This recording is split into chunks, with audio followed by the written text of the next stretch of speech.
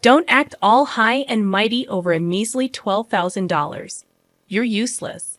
Try cutting off your financial support and see if I care. Even though I've been sending money to my brother and his wife for 10 years, why do they have to berate me like this? Fine by me.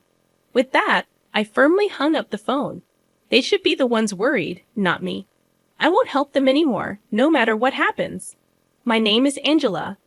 I live with my husband Niles and our son Seth. Niles is incredibly kind. He actively helps around the house and spends quality time with Seth. I've been living a happy life, but I have a concern.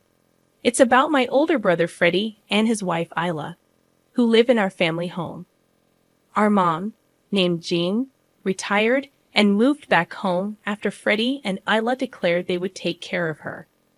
Growing up in a single-parent household, I was worried, so I gladly accepted Freddie's offer.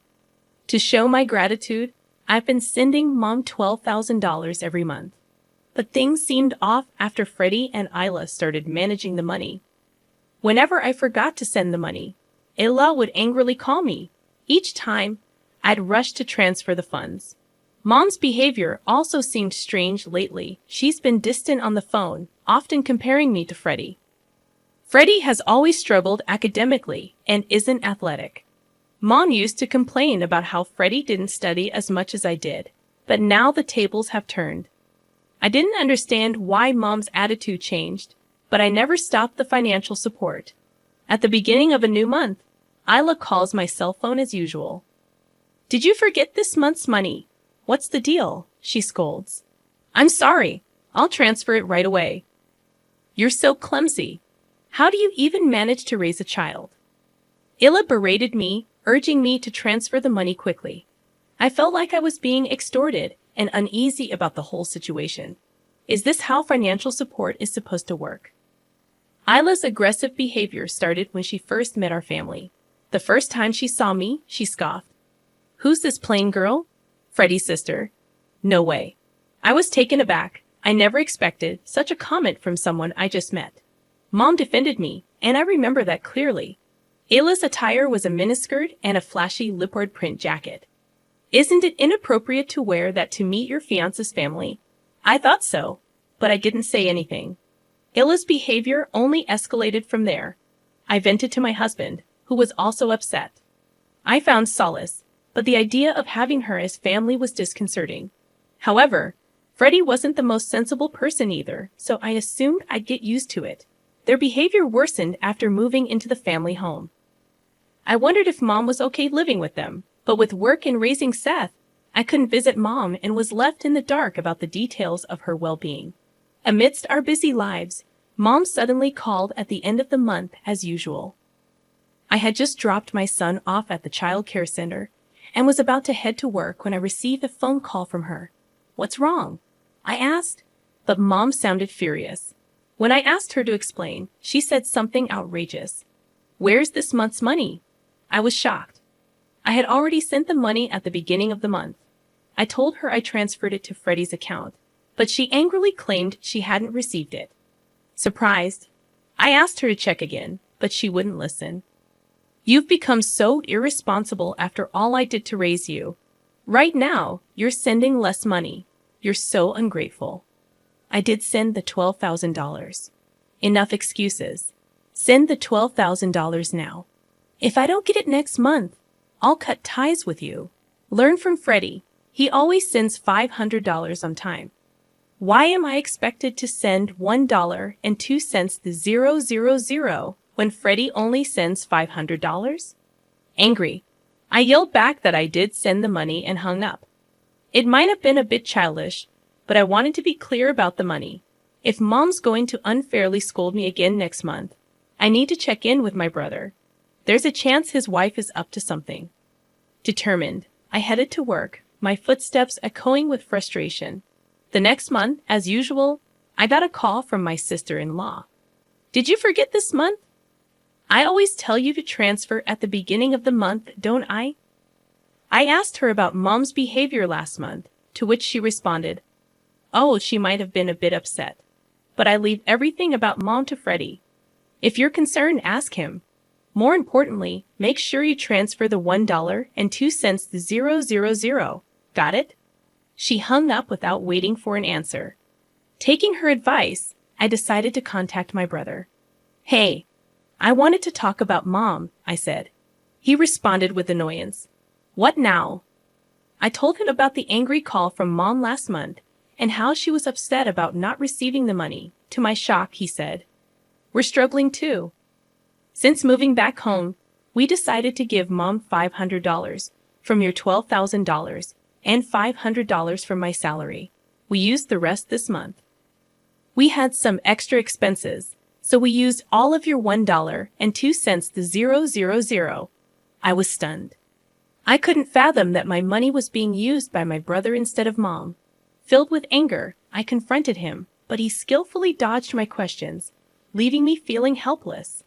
I hung up, contemplating whether I should inform Mom about the situation. Calling her, I relayed everything my brother had said, but she refused to listen. You're just making excuses. You probably didn't send the money this month either. I sacrificed so much for you, and this is how you repay me, Mom said, tears streaming down her face. Feeling helpless, I asked Mom to switch to a video call to prove that I had properly transferred $12,000. Mom hesitated but eventually switched to a video call. I displayed my bank card with the transaction history, hoping she would understand. However, Mom remained skeptical. You probably faked this. I heard on the news that it's easy to make these things now. Just pay this month's amount, and we'll talk after that, she insisted. I transferred the $12,000, hoping that it would resolve the issue. Mom, acting high and mighty, demanded to see my brother's bank card as well before hanging up. Trusting Mom and my brother, I transferred the money for the current month, believing that she would realize I was right. However, a few days later, I received another angry call from Mom. Confused, I waited for her to explain. She angrily claimed that she hadn't received the money for this month and was struggling to make ends meet. I insisted that I transferred the money on the day I called her and suggested checking with my brother. When I called my brother, he responded gruffly, claiming that Isla had the bank card, and it was none of my business how they used the money.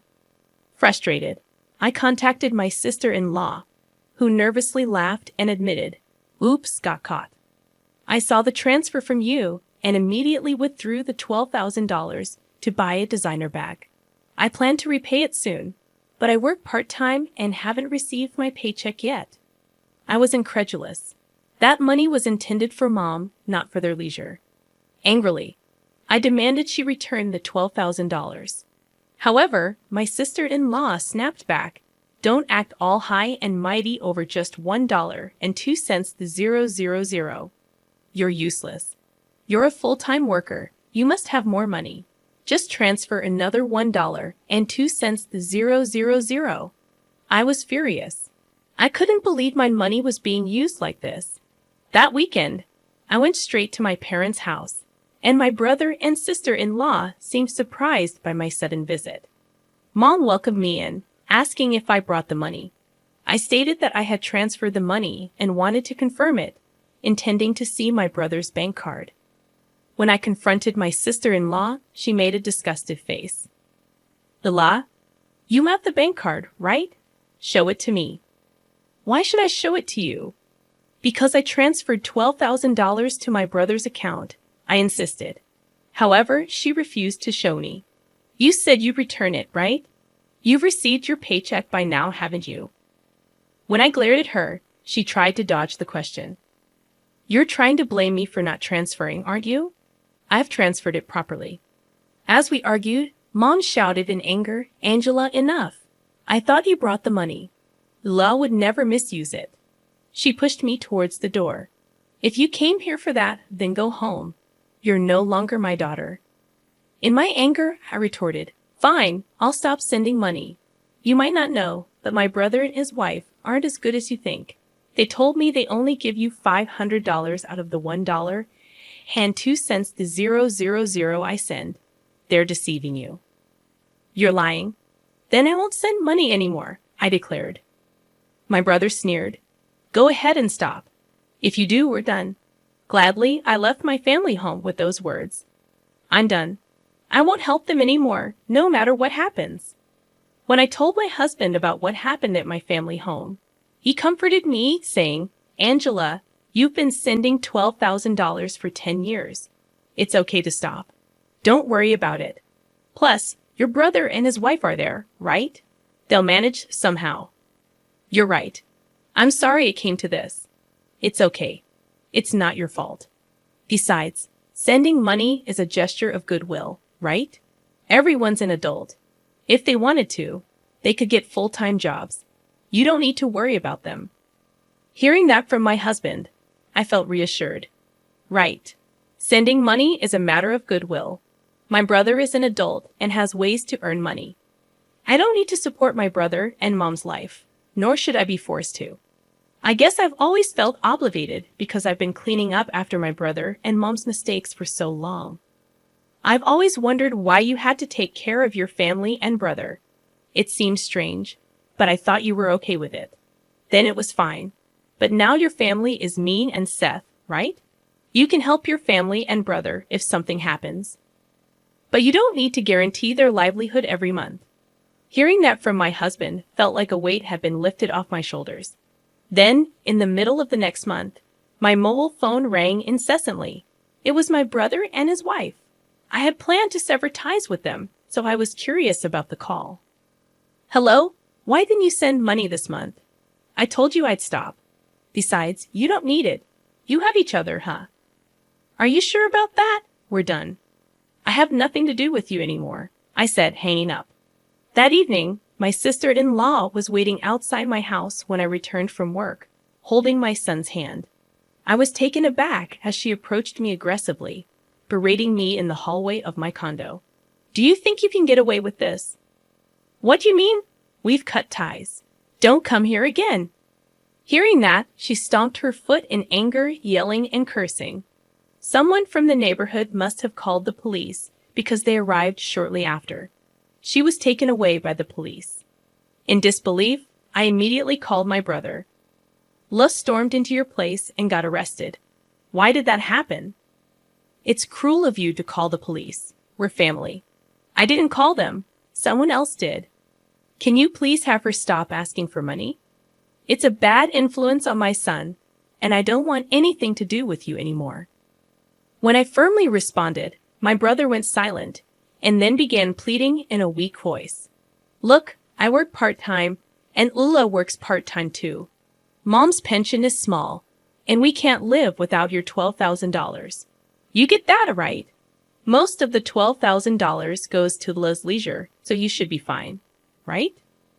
No, it's not like that. Sure, she spends a bit recklessly. But we need the $12,000 for our lives. Please send it this month. Why should I support you? You probably only give Mom $500 anyway, I replied, hanging up. I decided never to answer calls from my brother or sister-in-law again. I received many texts from my brother, but I only looked at them and ignored them. My sister-in-law kept trying to contact me, which was annoying. But maybe because she was arrested, she didn't come to my house. A few months later, I finally got a call from Mom. Angela, Freddie hasn't been giving me money lately. I'm struggling. I was mad before, but I realized I only have you. Mom's voice sounded weak. She then started complaining about how my brother and his wife had been treating her lately. They're terrible. They don't even give me $500 now, and they're living off of my pension. I told them to get full-time jobs if they need money, but they don't listen. Lud is hardly ever home. What should I do? Mom began to cry in a heartbroken voice. However, I didn't feel sympathy for her. I had trusted both Mom and my brother, but they betrayed me. On top of that, they told me we were done to begin with. I went to college without borrowing money from Mom. I even paid off my brother's student loans that Mom had been burdened with. That's more than enough. Mom, if you don't want your pension taken by them, why not kick them out of the house? They're adults. They can manage on their own. I gave that piece of advice and ended the call with Mom. She seemed to want to say more, but I had made up my mind not to get involved. They can figure things out on their own. I have my own challenges to deal with. In the end, it seems Mom kicked out my brother and his wife because of their terrible attitude. Having been evicted, they apparently moved into an old apartment. Since that incident, Mom hasn't been very involved in my life, perhaps feeling awkward. Once my brother called, he kept trying to contact me, and when I answered, he said they were in debt because of his wife's excessive spending. He asked for help, but I ignored him. I no longer see Mom, but I live happily with my son and husband.